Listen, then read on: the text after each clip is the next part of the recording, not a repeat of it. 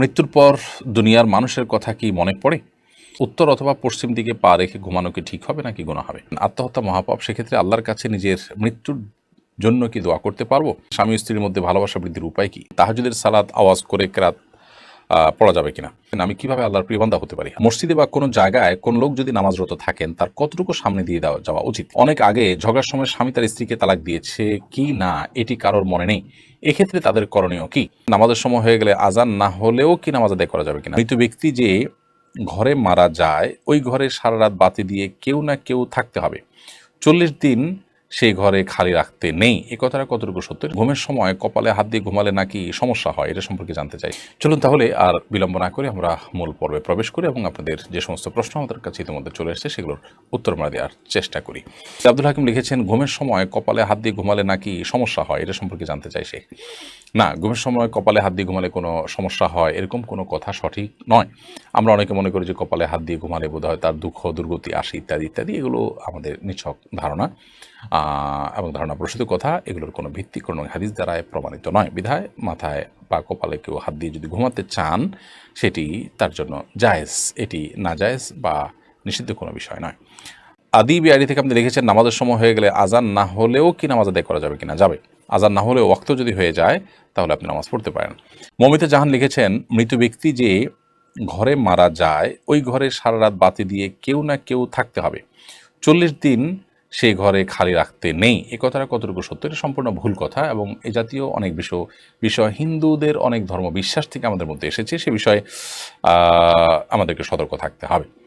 Manisha Ayaan eerie দিকে আপনি লিখেছেন, অনেক আগে ঝগড়ার সময় স্বামী তার স্ত্রীকে তালাক দিয়েছে কি না, এটি কারোর মনে নেই, এক্ষেত্রে তাদের করণীয় কি? ঝগড়ার সময় তালাক দিয়েছেন কিনা জাস্ট সন্দেহ হচ্ছে, মানে অথেন্টিক কোনো কিছু নাই।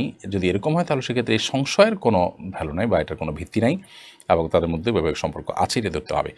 মোহাম্মদ জুনেদ ইসলাম আপনি লিখেছেন, আমি কিভাবে আল্লাহর প্রিয় বান্দা হতে পারি? আল্লাহর প্রিয় বান্দা হওয়ার জন্য দুনিয়া বিমুখতা হলো পূর্বশর্ত। নবী করিম সাল্লাল্লাহু আলাইহি সাল্লাম সাহাবাদেরকে বলেছেন যে তোমরা কিভাবে আল্লাহর প্রিয় পাত্র হবে, তার উপায় হলো যে তোমরা দুনিয়ার ব্যাপারে বিমুখ থাকবে, দুনিয়ার প্রতি তোমাদের আকর্ষণ থাকবে না, দুনিয়া নিয়ে তোমাদের বিশেষ কোনো আগ্রহের জায়গা থাকবে না। দুনিয়া উপার্জন করতে হবে, দুনিয়াতে বেঁচে থাকার প্রয়োজনে, কিন্তু এটার জন্য মানে ডু অর ডাইয়ের পর্যায়টাকে নেওয়া যাবে না এবং এটার জন্য মরিয়া হয়ে যাওয়া এটা করা যাবে না। এটুকু যদি আমরা করতে পারি সেক্ষেত্রে আল্লাহ তাআলার প্রিয় বান্দা হওয়ার পথ আমাদের জন্য সবচেয়ে বেশি সুগম হবে। রিফাত মাহমুদ লিখেছেন, তাহাজ্জুদের সালাত আওয়াজ করে কেরাত পড়া যাবে কিনা? তাহাজ্জুদের সালাতে আপনি রাতে আওয়াজ করে কেরাত পড়তে পারেন, যেহেতু রাতের নামাজ আপনি আওয়াজ করে কেরাত পড়তে পারবেন। দিনের নামাজ হলে সেটা নীরবে পড়বেন, আর রাতের নামাজ আপনি অবশ্যই আওয়াজ করে পড়তে পারেন। দিনের পথে আসেন আড়ি দিকে আপনি লিখেছেন, স্বামী স্ত্রীর মধ্যে ভালোবাসা বৃদ্ধির উপায় কি? স্বামী স্ত্রীর মধ্যে ভালোবাসা বৃদ্ধি করার জন্য অন্য সব মানুষের সাথে ভালোবাসা বৃদ্ধির ক্ষেত্রে যেরকম সালামের ভূমিকা রয়েছে, সেই সালামটা আদান প্রদান করতে হবে। নবী করিম সাল্লাল্লাহু আলাইহি ওয়াসাল্লাম বলেছেন যে তোমরা যখন পরস্পরের মধ্যে সালামের আদান প্রদান করবে তখন তোমাদের মধ্যে ভালোবাসা বৃদ্ধি পাবে। সেই সাথে তিনি হাদিয়া প্রদান করার কথা বলেছেন, উপহার আদান প্রদান করা। অনেক সময় স্বামীরা স্ত্রীদেরকে শুধু দেন, স্ত্রী স্বামীকে সারপ্রাইজ দেওয়া, স্বামীকে বিভিন্ন ক্ষেত্রে খুশি হওয়ার মতো কোনো কিছু পেশ করা তার জন্য। তো এরকম বিভিন্নভাবে উপহারের আদান প্রদান, এটাও পারস্পরিক ভালোবাসা সৃষ্টির ক্ষেত্রে বিশেষ ভূমিকা রাখে। নাজিয়া বিনতে মেহু এআইডি থেকে আপনি লিখেছেন, আত্মহত্যা মহাপাপ, সেক্ষেত্রে আল্লাহর কাছে নিজের মৃত্যুর জন্য কি দোয়া করতে পারবো? বোন নাজিয়া, অবশ্যই আত্মহত্যা গুনাহের কাজ এবং সেই সাথে মৃত্যু কামনা করাও গুনাহের কাজ। আমরা যদি মনে করি যে আমরা কষ্টে আছি, এই কষ্ট দূর হওয়া দরকার, তো কষ্টের বিনিময়ে তো আল্লাহ তাআলা জান্নাত দিবেন। বোন, আমরা যদি সবর করতে না পারি তাহলে আমরা জান্নাত কোন মুখে আল্লাহ তাআলার কাছে প্রত্যাশা করব? দুনিয়াতে যদি সব কিছু ব্যাটেবলে হয়ে যায় তাহলে এটা তো জান্নাত হয়ে যাবে, এটা তো জান্নাত না।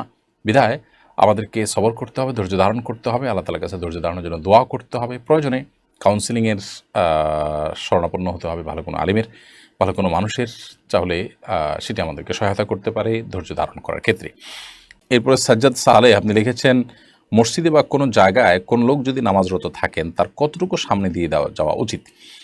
মসজিদ বা কোনো জায়গায় যদি কোনো লোক নামাজরত থাকেন, নামাজ অবস্থায় থাকেন, তাহলে সেক্ষেত্রে তার 2 কাতার 3 কাতার সামনে দিয়ে, 3 কাতার পর থেকে তো যেতেই পারবেন অনেক উলামার মতে 1 কাতার পর, তার সিজদার জায়গার পর থেকে আপনি যেতে পারেন, কারণ তার সিজদার জায়গার এরিয়ার মধ্যে গেলে তার নামাজের মনোযোগটাকে নষ্ট করবে, কিন্তু এর বাইরে দিয়ে গেলে তার মনোযোগ নষ্ট করার কথা নয়।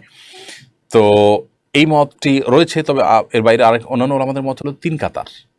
এই মতটাও বেশ স্ট্রং যে তিনি যে কাতারে পড়ছেন আরও 2টা কাতারের বাইরের অংশ দিয়ে তিনি চাইলে হাঁটতে পারেন। এরপরে বিনা সুলতান আপনি লিখেছেন, উত্তর অথবা পশ্চিম দিকে পা রেখে ঘুমানো কি ঠিক হবে নাকি গুনাহ হবে? দেখুন, উত্তর অথবা পশ্চিম কোনো দিকে পা রেখে ঘুমানোর ব্যাপারে কোরআন এবং হাদিসে পরিষ্কার কোনো নিষেধাজ্ঞা নেই। উত্তর দিকে তো নাই, পশ্চিম দিকে বা কেবলার দিকে পা রেখে ঘুমানোর ব্যাপারেও কোনো পরিষ্কার নিষেধাজ্ঞা কোরআন হাদিসে কোথাও পাওয়া যায় না। তবে অনেক ওলামা ইকরাম এটিকে নিষেধ করেন, সে নিষেধাজ্ঞাটা হারাম পর্যায়ে না, জাস্ট অনুত্তম মাকরুহ এ পর্যায়ে নিষেধাজ্ঞা অনেক ওলামা ইকরাম আরোপ করেন এই যুক্তিতে যে পশ্চিম দিকে বা কেবলার দিকে পেশাব বা পায়খানা করা নিষেধ, আর সেই দিকে সবসময় আমরা যদি পাও দেই বা বসার সময় যদি পাও লম্বা করে বসি, তাহলে সেক্ষেত্রে এক ধরনের অসম্মান প্রদর্শন হতে পারে। আপনার উদ্দেশ্য সেটা না হলেও দৃশ্যত সেরকম মনে হতে পারে। আমরা কোনো সম্মানিত ব্যক্তির দিকে পা দিয়ে বসি না সাধারণত, সেই জায়গা থেকে অনেকে এটিকে নিষেধ করেন। তবে কোরআন হাদিসে পরিষ্কারভাবে কেবলার দিকে পা দেওয়ার পরে কোনো নিষেধাজ্ঞা নেই। যদি কেউ সেদিকে পা দিয়ে ঘুমান বা বসেন, তাহলে সেক্ষেত্রে কোরআন হাদিসের খেলাফ করেছেন এমনটি বলা যাবে না। তবে কারোর কাছে কেবলার প্রতি কাবার প্রতি ভালোবাসা এবং শ্রদ্ধার জায়গা থেকে তিনি পা দেয়াটা তার কাছে খারাপ লাগছে, সেটি ভিন্ন বিষয়। এরপরে মুশফিকুর রহমান আপনি লিখেছেন, বিয়ের সুন্নাহ পদ্ধতি সম্পর্কে কিছু বললে ভালো হতো। বিয়ের সুন্নাহ পদ্ধতি নিয়ে অনেক বিস্তারিত কথা বলার সুযোগ নেই, তবে আমরা এটুকু বলি যে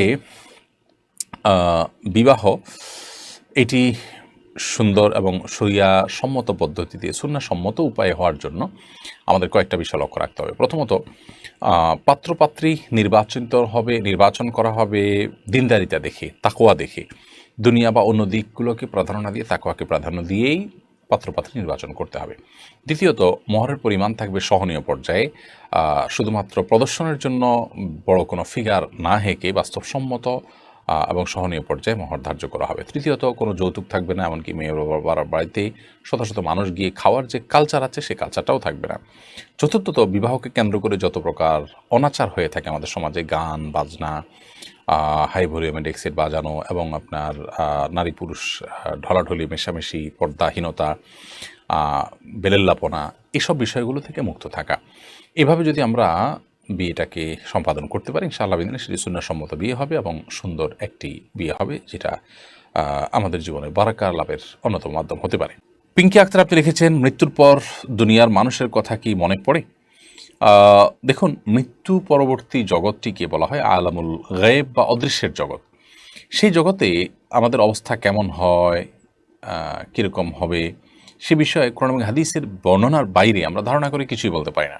কোরআন হাদিসে কোথাও মানুষের মৃত্যুর পর নিজের দুনিয়ার কথা মনে পড়া বলতে বিভিন্ন আপনার স্মৃতি মনে পড়া, এরকম কোনো বিষয় হয় মৃত ব্যক্তির, সেরকম কথা কোরআন হাদিস থেকে জানা যায় না। বরং কোরআন হাদিসের যে বিবরণ এ সম্পর্কে পাওয়া যায়, সেগুলো দেখলে বোঝা যায় যে একজন মৃত মানুষ তার যে অবস্থা শুরু হয়। হাদিসে আসছে, মান মাতা ফাকাত কিয়ামাত, কিয়ামতুহু, যে ব্যক্তি মারা গেলেন তার কিয়ামত শুরু হয়ে যায়।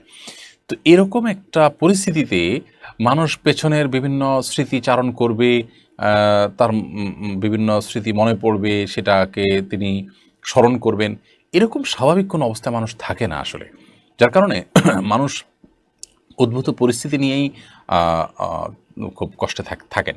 হ্যাঁ, যারা জান্নাতি তাদের কথা ভিন্ন, যে তারা জান্নাতের নেয়ামত ভোগ করতে থাকেন, যেহেতু মৃত্যুর পর কিয়ামত কায়েম হওয়া পর্যন্ত শুধুমাত্র জান্নাতের নেয়ামত ভোগ করাই তাদের একমাত্র কাজ থাকে, এবং সেটি পরিপূর্ণ জীবিত স্বাভাবিক মানুষের মতো যে থাকে তা নয়, শুধুমাত্র জান্নাতের নেয়ামত ভোগ করার মতো একটা বিশেষ হায়াত তাদেরকে দেওয়া হয়।